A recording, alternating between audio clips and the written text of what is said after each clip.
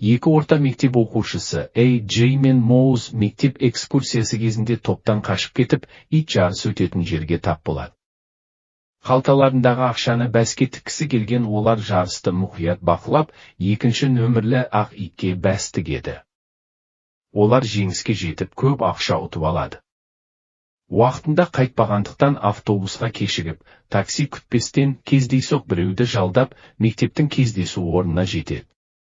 Олар келгенде мұғалімі 1 сағат күткендіктен ашуланып, ал сыныптастары оларды мазақтайды.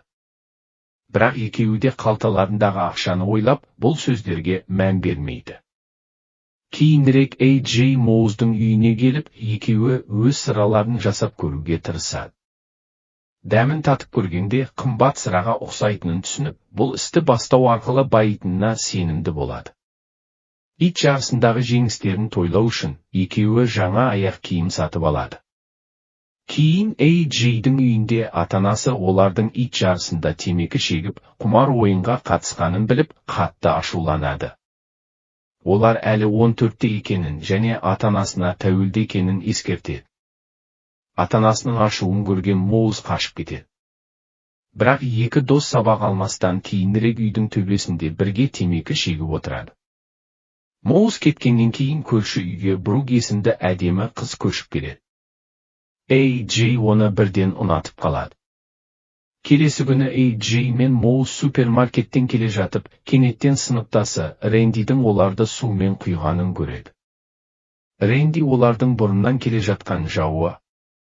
Олар үнемі бір-бірін мазақтап, тиісіп жүреді. Рэнди кеткен соң Джейдің ескі досы Шейн келеді. Шейн оларға ағасындай болған. Ол шетелдегі қызметінен жаңа оралған сарбаз еді. Үшеуі бірге қаладағы жүзу бассейніне барады. Шейн демалыс кезінде бос отырмау үшін осы жерде құтқарушы болып жұмысқа тұрған еді. Бассейн әлі ашылмағандықтан іші тыныш еді. Шейн оларды ішке кіріп, жүзіп қайтуға шақырады.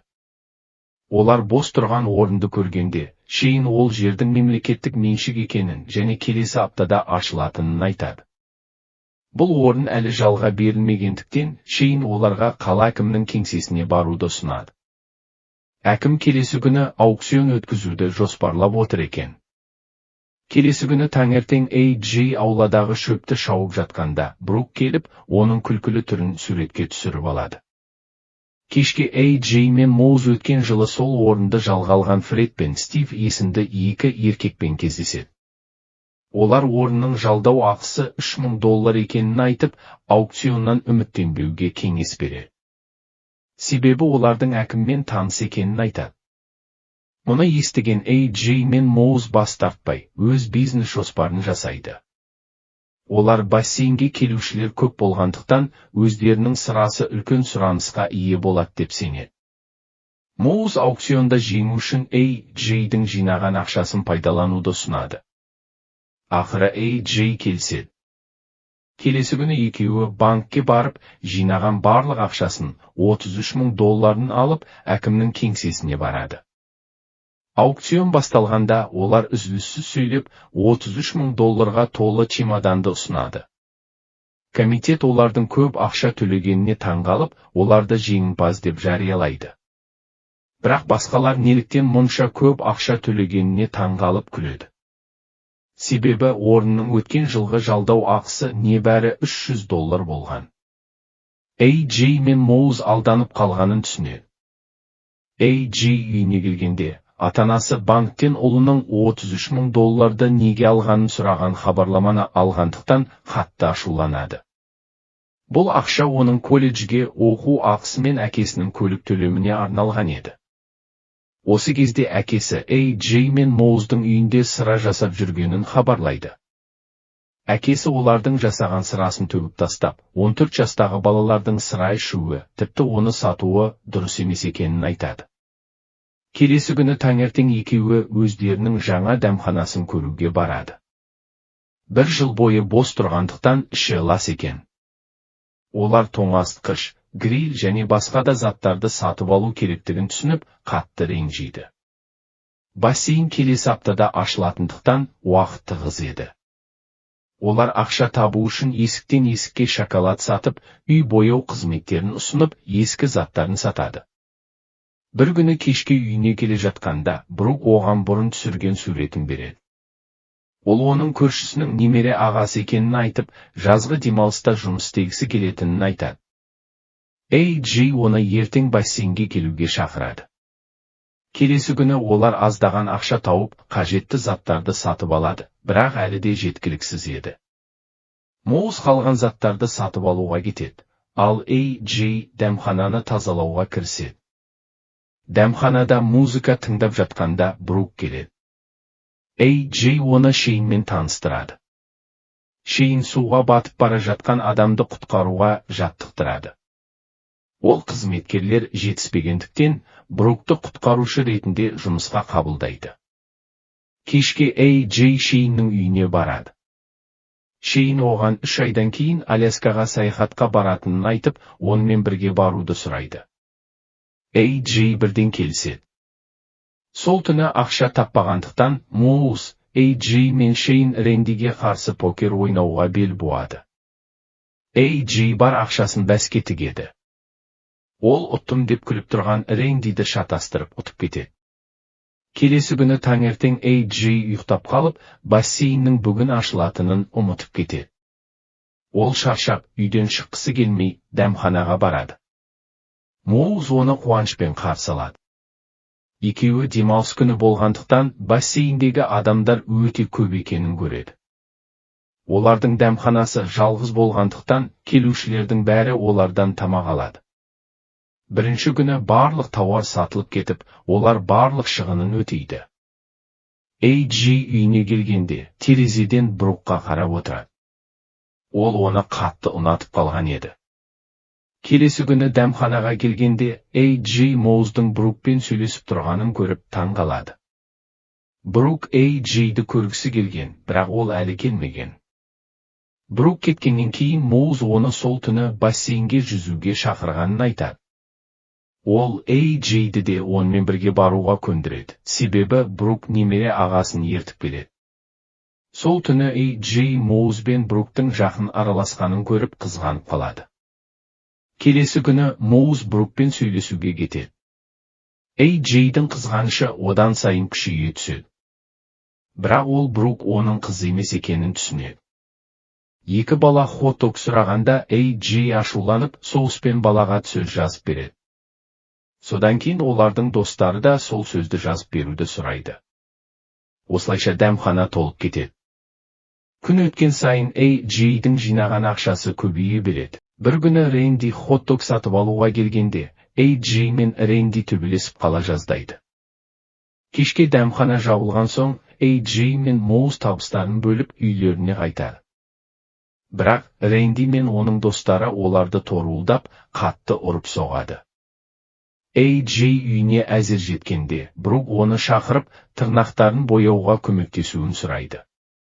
Олар жақындаса бастайды. Брук оның Моузға қызғанып жүргенін білетінін айтады. Ол Моуз тек дос екенін және жүрегінде басқа адам бар екенін айтады. Бірақ AJ оның бұл сөздерінің мағынасын түсінбейді. Кешкі асқа дейін AJ әкесіне колледж үшін алған ақшаны қайтарады, тіпті $100 қосып береді. Ол ата-анасына сүйікті топтарының концертіне 2 билет сатып әпереді. Бұл олардың арманы еді. Осыны көрген ата-анасы қатты толқып, жылайды.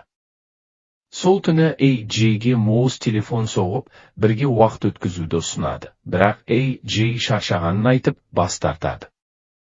Ол диванда теледидар көріп отырғанда, Брук терезеге тас лақтырып, оны далаға шақырады. Екеуі сыртқа шығады. Олар серуендеп жүргенде, Шейн көлігімен өтіп бара жатып, оларды достарымен бірге тастанды кинотеатрда өтетін кешке шақырады. Басқа баратын жері болмағандықтан, олар келіседі. Кинотеатрда AJ мен Брук сөйлесіп отырғанда, кенеттен Моуз пайда болады. Ол екеуін бірге көріп, қатты көңілі түседі. Бірақ олар не болғанын түсіндіре алмайды, себебі полиция кешті торуылдайды. Келесі күні таңертең дәмханада AJ мен Моуздың арасында ауыр тыныштық орнайды. Шейн оларды көріп, қыз үшін ұрысып қалғанын түсінеді. Моуз Брукқа қарай жүреді. Осыны көрген Джей дәмханадан шығып кетеді. Жолда Шейн оған жетіп, көлге барып, сөйлесуді ұсынады. Шейн қыз үшін төбелесу қалыпты жағдай екенін, бірақ достықты бұзбау керектігін айтады. Оның ойынша Брук Моузды емес, Джейді ұнатады. Егер Джей батыл болса, Брукты жеңе алатынын айтады. Шейн сол түні өз үйінде кеш өткізетінін айтып, Джейді және Брукты да шақырады. Ол Джейді батыл болып, сезімін мойындауға шақырады. Сол түні кеште Джей батыл болып, Брукқа сезімін мойындайды. Ол Джейдің ақыры түсінгеніне қуанады. Екеуі сүйісіп тұрғанда Моуз пайда болады. Жүрегі жараланған ол бірден кетіп қалады. Джей оның артынан жүгіріп, түсіндірмекші болады, бірақ Моуз оны тыңдамай, ұрып-соғып, жоғалып кетуді талап етеді. Джей кешке қайтып келгенде, Брукты басқа, ұзын бойлы, әдемі жігітпен көреді. Келесі күні таңертең анасы одан дәмхана неге ашық емес екенін сұрайды. Джей демалыс алғанын айтады. Бір кезде Джей терезеден Бруктың кешегі жігітпен бірге көлікке отырып жатқанын көреді. Ол Бруктың жеңілтек адам екенін түсінеді. Бұл жағдайдан кейін оның Моузбен арадағы достығы бұзылады. Джей дәмханаға барғанда ішінің толықтай сынғанын көріп таңғалады. Моуз мұның бәрін Рэндидің жасағанына сенімді. Олар жұмысты ауысыммен істейтін болып келіседі. Келесі күні Джей жұмыс істеп жатқанда Брук келіп, оны балмұздақ жеуге шақырады. Джей су қабақ танытып, оны кері қайтарып жібереді. Кешке шейін Джейді көлдің жағасына шатыр тігіп, бірге демалуға шақырады. Ол Джейдің Брукпен ұрысып қалғанын біліп, оған бәрін айтуды ұсынады. Сөйтіп Джей бәрін айтып береді. Шейн күліп, Бруктың жанындағы жігіттің оның ағасы екенін түсіндіреді. Мұны естіген Джей жеңілдеп қалады. Келесі күні Джей Бруктан кешірім сұрайды, бірақ ол су қабақ танытады. Келесі күні Джейдің туған күні болғандықтан Шейн оған сыйлығын ертерек береді. Ол Джейге Брукпен тез арада татуласуға тілек білдіреді. Көп ұзамай Шейннің сөздері рас болып, Брук Джеймен татуласуға келеді. Джей оны бөлмесіне шақырады. Олар жалғыз отырғанда әкесі күтпеген жерден үйге келіп қалады. Алайда ол ашуланбай оларға маңызды жаңалықты айтады. Ол Шейннің көлік апатынан қайтыс болғанын хабарлайды. Келесі түстен кейін Джей дәмханадан үйіне қайтып келе жатқанда, Бруктың заттарын көлікке салып жатқанын көреді. Брук әкесінің әскери қызметке шақырылуына байланысты Германияға көшіп жатқанын түсіндіреді. Бұл жаңалықты естіген Джейдің жүрегі екіге бөлінеді. Ол кеше Шейнді, енді ұнатқан қызын жоғалтып отыр. Брук оған майлық беріп, Джейдің шөп шапқанда түшкіргенде қолдануын өтінеді. Сонымен қатар ол Джейге Шейн екеуінің суретін береді. Олар көз жасымен қоштасып, Брук кетіп қалады. Джей үйге кіргелі тұрғанда әкесі оны сыртта күтіп отырғанын көреді. Әкесі оған бірге отыруды ұсынады. Сол сәтте әкесі оған сыра ішуге рұқсат береді. Екеуі бірге отырып күннің батқанын тамашалайды. Келесі күні таңертең Джей дәмханаға келгенде, Моуздың іште отырғанын көреді. Ол әлі де Шейннің өліміне қайғырып отыр. Ол Брук туралы да естіген. Нағыз дос ретінде Моуз Джейді жұбатуға тырысады. Олар қайтадан татуласады. Екеуі жазғы демалыс аяқталып, бассейн жабылғанда да тоқтамай, жаңа бизнес бастап, байып кететіні туралы уәделеседі.